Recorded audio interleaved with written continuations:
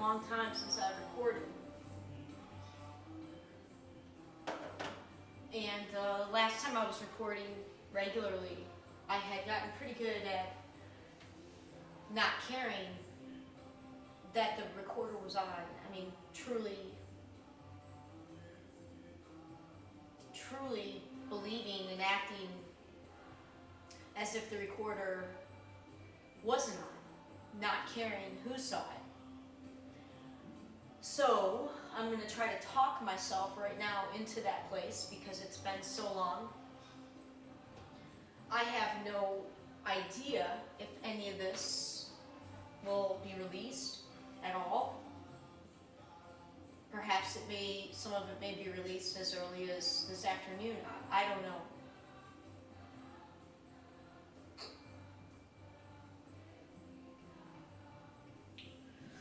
Oh, right now,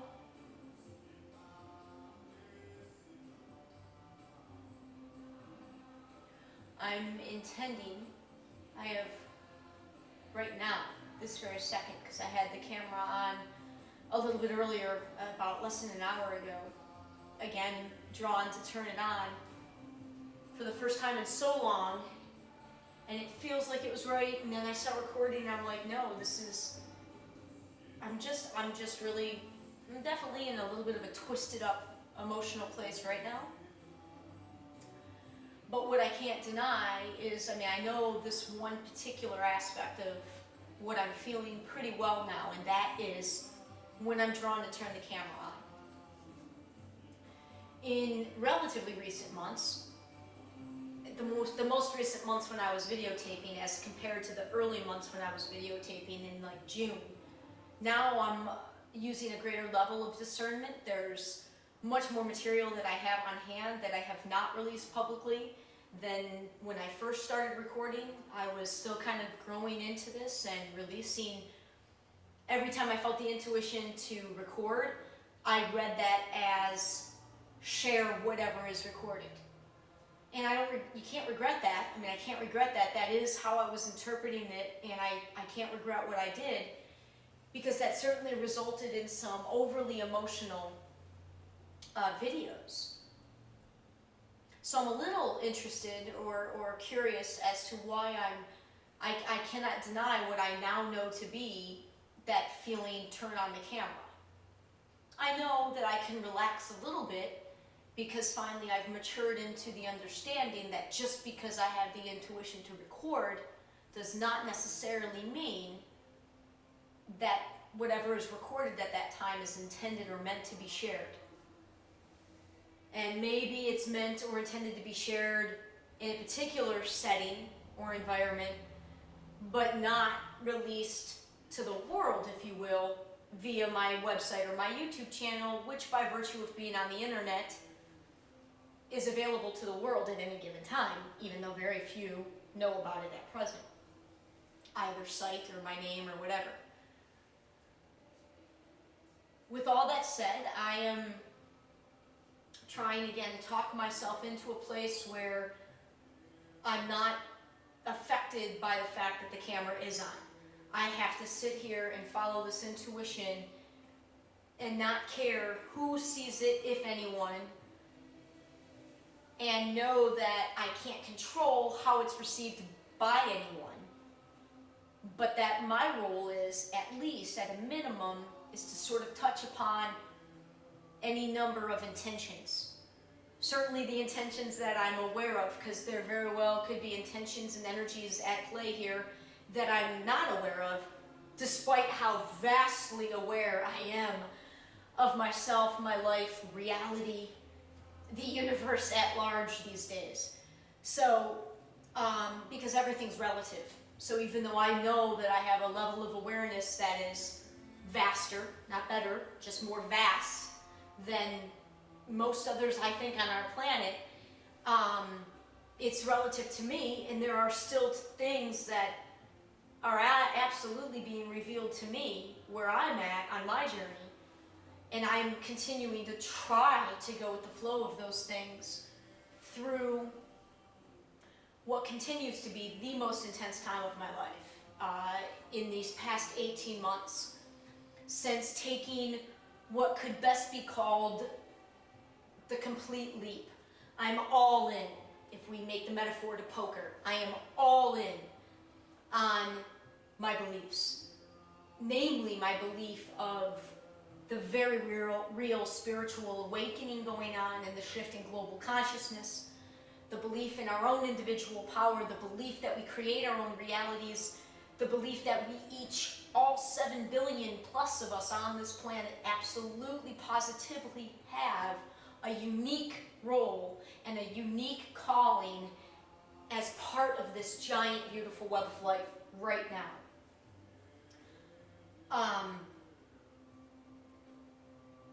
So I'm all in on those beliefs. I have spent my work, every single waking hour, and even arguably the hours when I'm asleep, has been 100% dedicated to, in the past 18 months, to this, to aligning my real, observable to others, everyday life. I am living everything of which I speak. And it is not from a place of trying to be better than anybody. I cannot deny what I've remembered myself to be. I am not trying to be better than anybody. I am not trying to be holier than thou. I'm just trying to do the best I can. I'm all over the place. It's not a surprise, I suppose. I'm trying to do the best I can with following a calling, what I believe to be my unique calling, with the understanding that there is no race, that the journey is the destination, that I must be patient, that everything is already perfect right now. I know those things, I can say those things, but aligning to that, to really being able to be in the right now. I continue to know that 1 year, 2 years from now, looking back on this, much like right now, if I were to look back on the work I did a year ago, it's going to be so much clearer down the line, and I can't explain that. I know it, but because I can't explain it, and because it's just because it's that visionary, that unique, I have to be okay with being the only person in my entire world that can validate that for myself. I've got the most incredible man. I mean, I know quite a few amazing, incredible men in my world, over the years. But I've never had a relationship like this. Despite being married, I've never had this, I've never experienced this sort of complete love in an adult, mature relationship. And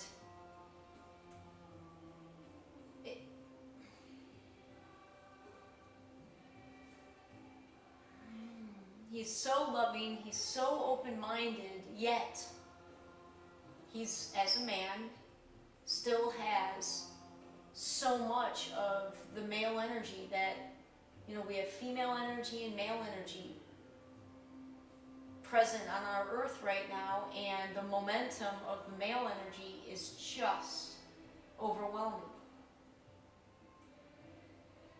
And I know what the example I am living is becoming. I know what it is already. And those that are living it right there with me, I mean, it is almost I know it has to do with the divine feminine. I know it. I know it. And as such, it is a very powerful example of the complete opposite of how the male energy has pinnacled at present. It's the complete opposite of it. It's not going to be recognizable. It's not even really known. Any guy, just by virtue of being a guy, it's not a judgment, is going to have a hard time seeing it. And most women, because we as women have been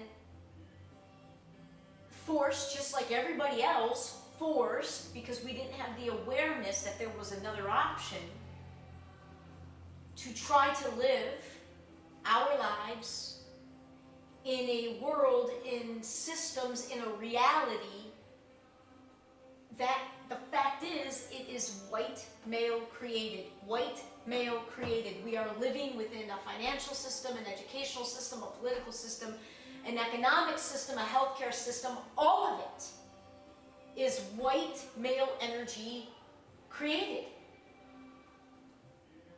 It's not here, no, it's neither here nor there. It's not good nor bad. It just is. And I think we can see it's time for something different. Something really different. Something not just appearing to be different with a different, I've got a different color shirt on, but it's a different shirt. Well, it's the same shirt, it's just a different color. That's kind of what we have going on here. It's the same system, it's just a different color. It is time. The opportunity is there to create an entirely different system, one with more of the female rules, if you will. And this is such an oversimplification, but I have to oversimplify it. We're calling it a game, the guys' version and the girls' version. The girls' version will have room, plenty of room, for the male energy. We understand that it's a balance. The men's game, they don't have any room. And they're just following, they're just following the momentum now. It doesn't matter how open-minded the male is, though, the momentum is in place. I know I'm not the only one. I'm not the only one that believes that this is possible.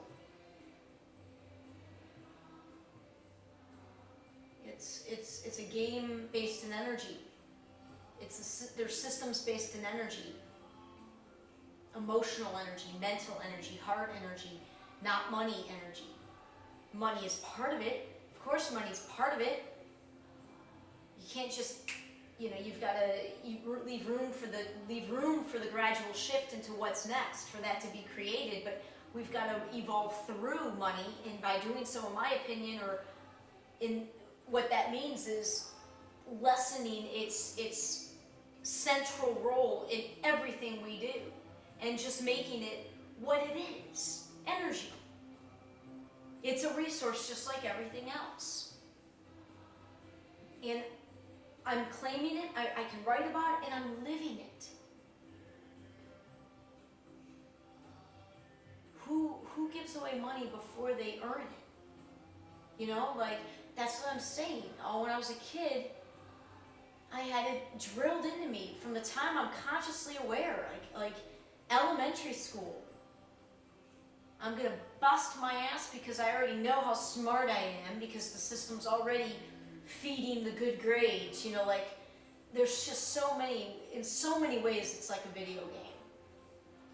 Without going off on that tangent, I was very aware at a very young age. I knew what my gifts were. I knew that I owed something pretty big back to society, because my parents did a good job of making us aware of the fact that we were very fortunate with all sorts of things, but our intellect was one of them, our intelligence.